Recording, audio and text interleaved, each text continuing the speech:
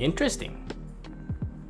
So I came across this guy when I was perusing my local toy stores during the weekend with the wife, and I found out that this guy is a hot toy, I believe, because when I did some research online, there are like Hot Toys logos on some of the product pictures, as you can see here.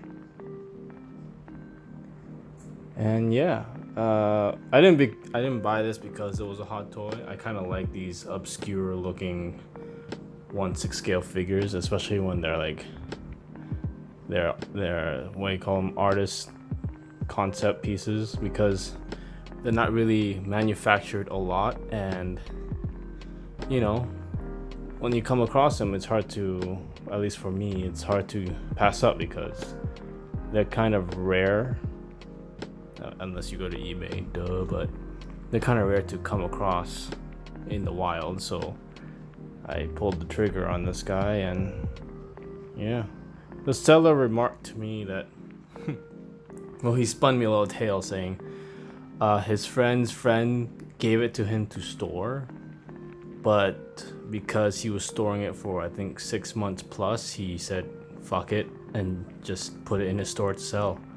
Because the original owner of this guy didn't really contact the guy, so he just sold it. So that goes to show that this guy it's hard to come across this type of figure. So yeah, let's take a look at this guy.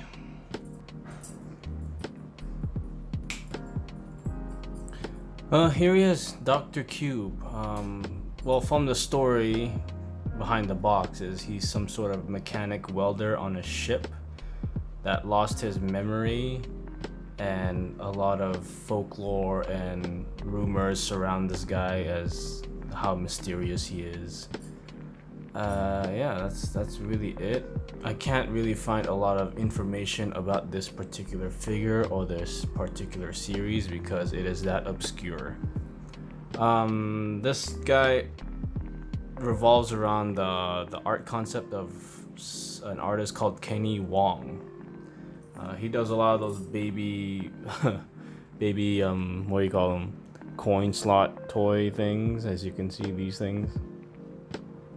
Yeah, and I have to say this is pretty impressive given that it was made in 2007 or 2008. I mean, the leather is still good. This is pleather, which I'm a little scared, but you know, it's held up thus far, so I guess the material is sturdier than the later versions of pleather the Hot Toys uses. Yeah, so let's take a little closer gander at this guy. So here's a little more close-up look at this weird figure I picked up. As you can see, he's got some metal gaskets on his chest. Maybe it's for his suit, his pressurized suit. Yeah, like I said, this guy is some sort of mechanic on a ship. Basically, he's a mysterious figure on the ship. I from the description is he lost his memory or something. As you can see on his head, his brain is kind of exposed. They said that was self-inflicted because he wanted to erase his past. I don't know, I like obscure shit like this because it makes you wonder what the hell is this guy and what's his problem is. I mean, it's fun to fill in the blanks yourself. Yeah. He comes with not a lot of accessories, unfortunately, but he comes with some. The hands, these are the only hands you ever get. You don't get anything else. Yeah, this is Dr.Cube. Let's take a look at his little accessory set. Doop. Deep. Boop. Deep. Deep. Do. Ding. Doop. Doop. So this is the junk he comes with. Not a whole lot. Just a helmet, his gas canister, his hoses, his welding tool, and these pipe thingies. I don't know how to insert them. You have to refer to the manual, I guess. Yeah, you got I think, yeah, you got 3 of these. You got this thing. Looks like part of a plumbing gasket thing. But when I see on the box, this goes on his chest, but I have to refer to the manual. This is his helmet. This thing is die cast. This thing is heavy. This will hurt you if this fell on the shelf. Let's see. Yeah. So this opens up. Yeah, see through. This lights up. The switch is here, and the battery goes in here. Yeah.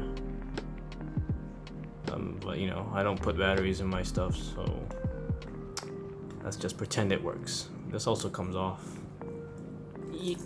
but I don't know what's inside it. I don't think I was supposed to do that, but it comes off. Okay, so this is his very, very, very heavy helmet. I'm guessing these plug into those hoses, and it's magnetized. As you can see, there are 3 magnets here, and you got a circuit doohickey in here that connects the light to his headlamp here. So yeah, this thing is very heavy. Like, you don't want to sit this guy on the top shelf, because if he falls, he will crack the glass in your display cabinet. Yeah, it kind of looks like a deep sea diver helmet, but from what his description is, he's a welder, so I guess it's a welding helmet. Next is his little, not little, pretty substantial gas. I'm guessing this is gas, not oxygen. Well, it could be both, who knows. So yeah, very nice turquoise. What does it say here? It says Copperhead. You got all them dials.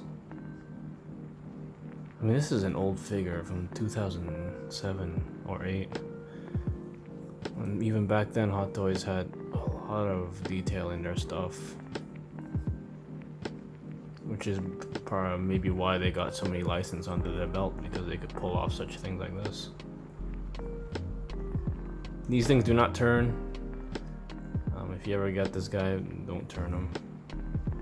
I mean, Hot Toys is good, but I don't think they're that extensive in their detail work. But yeah. So these will connect all the hoses here. I still have to figure out how they'll connect, which hose is correct. So yeah. And these are the hoses. Nothing to really talk about. I mean, they're because they're so thin, you can't focus on them. Focus, please. For fuck's sake, just for once, do as I say. Technology has failed me. Let's focus on the big ones then. Wow. Okay. So these are like rubbery hoses. They bend. Let's see if I get that. They bend. Not a lot. I mean, they do the trick, but I would not encourage to overbend these things, because they will crack if they are not stored properly. These plastics will petrify or harden, so the more you bend, the more it'll crack. And then lastly, this is his welding tool, which is also die cast. This thing's metal. He's got some movie bits here. Movie bits? No, not movie bits. Movie bits? Oh, this is a movie bit. Yeah, movie bit. And it's got this hose. When I got this guy, this hose was melting, so I had to clean it a bit. As you can see, some of the packaging material kind of stuck onto the hose because the hose was kind of sticky. It's an old figure, so this is a common problem with these old figures. So I spent a good portion of the morning trying to clean all this off, but some of them are too ingrained into it, so I end up peeling the paint off the hose. So I guess it adds to the patina of this. You don't want it too clean, right? Well, that's it. That's all he comes with. Yeah. So let's put all this shit on this guy and see how he looks like.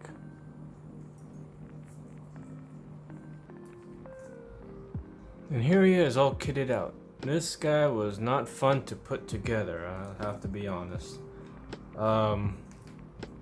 Because his hoses, right? Those little things, they were a pain in the ass to connect to his suit. It's not a simple plug and play. You really have to put your finger strength into it. I kind of hurt my nail there a bit. But so this is how he looks, basically, all kitted out with all his accessory on him. I had a little accident with this guy, as you can see here. This porthole thing kind of came loose from his suit. I could super glue it back, but I'm kind of scared what that will do to the leather material, so I may just leave it hanging like that. Ugh. But you know what? This guy is pretty cool. Now, he has a little weird stance because this helmet, right? This helmet weighs a ton. You're gonna need a stand for this guy because he will tip over. But yeah, this is how he looks like, basically. That's how his backpack looks. His welding gas thing, oxygen, all hooked up, ready to go. It's all connected with little clips, like, you know, your little keychain clips, which is kind of interesting. Yeah, you know what? It's not a bad figure. It's one of those oddities Hot Toys made during the day, which unfortunately don't do anymore, sadly. We're now mainstream. So all this artist type figures, all these obscure licenses are no longer a part of their target goal, I guess. But you know, it's kind of a damn shame. They really had something back in the day. All right, that's him. Oh yeah, this one piece, this. I didn't know, it kind of broke off. If you noticed when I was showing his accessories, that's a broken piece. That was part of his suit, so I had to super glue that back. So this guy is a little fidgety. You have to be a very patient person to handle this guy because the hose connections, because this isn't entirely connected, you could see a little gap here. So that kind of annoyed me, and I can't push it in any further. That's the max it will go. But for all my gripes, yeah, no regrets for this guy. He's kind of cool. Let's take a closer look. So here he is with his big ass helmet, all die cast, weighing the whole figure down. As you can see, this is the pleather material. I do not know how long this will last. Just have to keep my fingers crossed. This is his gasket. It's a really nice figure, detail wise. It's a little die cast blowtorch thing. Blowtorch. There you go. And like I said, this little piece here, it's supposed to stick here, but it kind of fell off. I guess the glue or whatever worn off. So while I was sticking that hose, it kind of popped out. As you can see, these gaskets don't really secure flush. Well, this one does a little bit, as you can see. I really had to force it in. And yeah, this one's flush too. This guy does not come with an instruction manual. I really had to guess which hose goes where. This guy's boots. From what I researched on this guy, He's not supposed to be copper-ish. I mean, most of his bits are supposed to be gold. I mean, if you look at the promo pics here, yeah, most of his stuff is supposed to be like gold. But I guess that was one of Hot Toys' overpromises back in the day. I mean, his head lights up. Like I said before, his switch. Wait, how do I position? His switch is here. But I didn't put any batteries in him because I don't like putting batteries.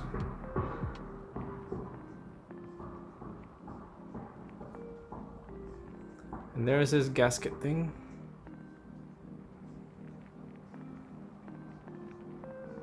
All nice and chrome.